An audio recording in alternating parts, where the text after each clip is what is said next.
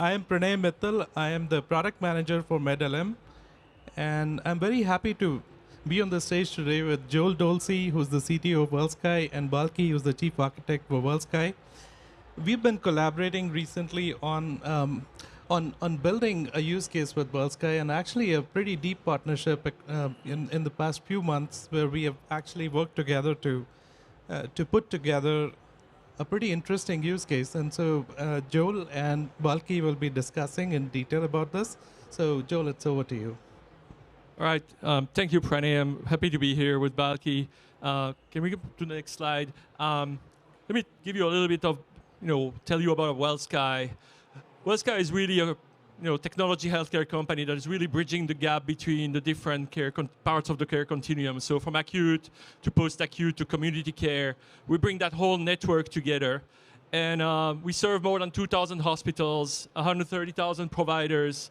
And overall, what is really kind of meaningful for this conversation today, and the reason why we are here to talk about forms automation and whatnot, is we deal with more than 100 million forms annually there in our systems, and that clinicians have to populate every day, basically with every visit and whatnot. And so that's who WellSky is right now, and really happy to be here. So Joel, I actually have a question. Can you tell me a little bit more about what are the specific specialties and things that WellSky actually addresses, and like what would a classic patient interaction be like? Yeah, so one of the core value and belief that WellSky has is that more and more healthcare is going to happen at the home. And as part of that, a lot of our clinicians basically are on site with patients at home, whether it's home health, hospice, personal care. And basically, as part of that, we have a bunch of systems and analytics that are running those different EMRs. And with the interactions that our clinicians have, we are faced, and our providers are faced with shortage of nurses and clinicians in general. There's a high attrition, especially following COVID. There's been a huge attrition in the market there over nurses and clinicians. And then also, the quality of care is not where it needs to be. There are a lot of errors that are being, kind of discovered by patients because of wrong information that is translated from a fax or from a PDF document that basically is read by someone and input the wrong way. And so there's a lot of work we need to do, and we can improve those systems to actually become a lot better, more accurate, and a lot of that has to do with generative AI and how can we leverage those type of technologies. Thanks, Joe. So if you wanted to continue with the presentation. Sure. And so if you go to the next slide, as we're looking at, as we started to, get the partnership with Google going about 4 years ago, it was primarily focused on migration of data centers. And nowadays, over the past several months, what we've worked on is really focusing on how their technologies and their investment with generative AI and all of the capabilities on the healthcare side there can help us, provide better quality of care overall. How can we increase productivity so that how can we make clinicians spend the time with the patients, not with the system that they are supposed to kind of, support them. But right now they spend a lot of time after work filling up assessments that they do during the day. That's what we call pajama time. And what we figured out is, in our user base, about 75% of our nurses are using time when they're supposed to be at home with their family to finish assessments that they've done during the day. So we have a lot of opportunities there to bring back some quality of life to people, to clinicians and people who take care of patients, and bring that back to really what they are there to do in the first time, which have their attention on the patient and really kind of provide the best quality there. So you mentioned a pretty interesting term, which is actually in our title too, pajama time. Could you talk more about why we came up with this term and why you think it's so important in the industry?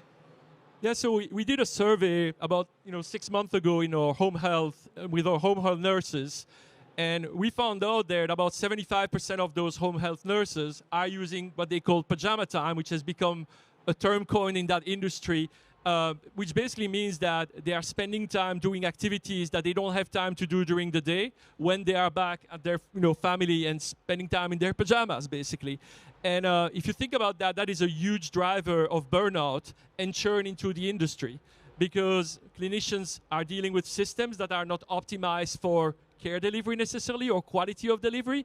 A lot of them are forms after forms after forms that need to be filled, and there's a lot of optimization at that level that can be done. Thank you. And so if we, how would you describe your Google partnership, and how did you select the use cases, for example, and came up with, these are the things that we want to work with, and why Google, So it's a great question. And honestly, it started first with, we all got the news about ChatGPT, 18 months ago. That came up, and it started getting a lot of background processing in all of our heads, Balki and I, and even our CEO, Bill Miller, starting to ask, how can we leverage those kind of fundamental change in technology to really help our patients? And how do we believe, that we can improve our providers also kind of better quality of life and having a better kind of work-life balance? And so Google at the time, we had a partnership in place, and we started, to get involved in Pranay's group, and really understanding what your group was working on. And it really was just a really great fit for us to start leveraging some of the things out of the box with, at the time, the pre-Gemini kind of basic models and healthcare-based model. MedPalm came, MedPalm 2. And then with your team, we started working on some of the advanced kind of services that are laying on top of those basic models and really kind of taking a next step there. I think one of the fundamental aspects of the relationship also was the trust that Google was actually really pushing for with regard to responsible AI. And it was great to really partner with them, partner with the whole Google healthcare organization, not just the Google Cloud one, to really focus on what does responsible AI mean for tech healthcare company. And from our vantage point, I think that given all the noise that you hear about Google and how some of the images that are generated in some of their commercial products sometimes can be misleading, I have not seen any of that on the healthcare side, and it's been really refreshing to have, Bakul Patel, that is driving a lot of the compliance and how this responsible AI framework works. He's deeply involved into the work that the FDA did before around decision support center, and so all of that is really kind of really encouraging and instilling confidence not only for us but also a lot of our clients. Yeah, and it's very interesting you mentioned that, because we did put a lot of effort in bringing the responsible AI, the implementation guide that we built, which the Google clinicians actually put a lot of effort into building, and so it's very good to see that you realize value out of those metrics. So, how would you describe, Balki, your road to MVP? How did you? Once it's decided, how did you then think you're going to bring it to the market? There's so many things to think of with these new models. So will you please go through that? Sure. Yeah, I mean, I think it started with the basic question, how do we address these challenges that Joel described around clinical documentation and administrative burden on the clinicians, but do it so in a very responsible way. So the first thing we did was we created a small incubation team with cross-functional folks, like couple of very senior developers, product manager, clinician, legal, security, and compliance folks. And the goal of this team was to basically deliver a couple of MVP use cases, but in the process, actually create two foundational system in place to, one, create a AI governance framework with a set of policies, practices, and guidelines to govern the use, development, and deployment of AI across WellSky applications. Two, create a technical foundation with building blocks that encapsulates all the responsible AI patterns and provide the broader development teams with reusable building blocks that can accelerate the delivery of many other use cases with similar themes, leveraging these reusable building blocks. towards this, we had 3 work streams. In the technical work stream, as Joel mentioned, it was more about learning all these AI capabilities available in the Vertex AI platform, their document AI services, and bringing this all together, but with an emphasis on the focus of finding technical solutions to the responsible AI risks associated with these use cases. And this is where I would say our frequent, almost bi-weekly calls with Pranay's team, which consists of a lot of product managers with clinician background and evaluating these use cases for realistic risks, and then risk mitigation plan was very key. The second aspect is the team focused on creating tooling to help evolve the system over time. As we all know, the space is rapidly evolving, so which means we need tooling to ensure we can incorporate newer models or new prompting techniques or make use of additional context data that may be available and do all these changes without breaking the system, right? Third, we also needed to focus on the creation of monitoring in production so that we are able to audit and detect any abnormal events so that we can take action. That's a very good point. Then in the responsible AI work stream, it was the cross-functional team was focused more on creating concrete practices, such as creating a registry of all the applicable AI use cases used across WellSky, creating a list of known risks and risk mitigation plans that we want to ensure the use cases are restricted to. 3, creation of some security and privacy access controls that should be applied to both the applications as well as the tooling. 4, create a set of check-ins throughout the development life cycle so that responsible AI is not a one check-in at the end of the development, but is kind of starts from the very beginning. And then lastly, a set of incident management and escalation procedures in case there are any abnormal events detected in this production. And then finally, from a productization standpoint, the focus was to create and prioritize a variety of business use cases we covered in, across various teams around this theme. 2, we needed to come up with a set of new UI UX design patterns to account for responsibility AI principle like transparency and make it very obvious to the end user where AI is being applied and how it works. And then 3, making sure that we are working with the customers on their training requirements or go-to-market aspects to ensure we have a smooth rollout.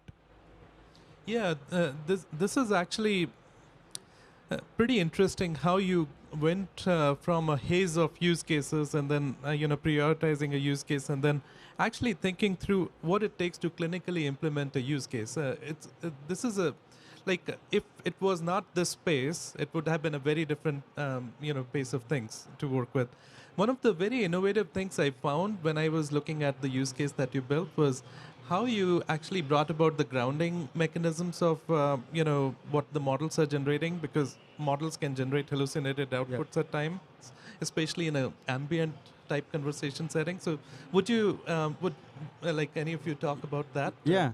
No, actually, one of the main requirements for our platform as we build these building blocks was to ensure that we have these patterns around responsible AI, like making sure there is evidence citations for anything that we show from document extraction or extraction from a transcript.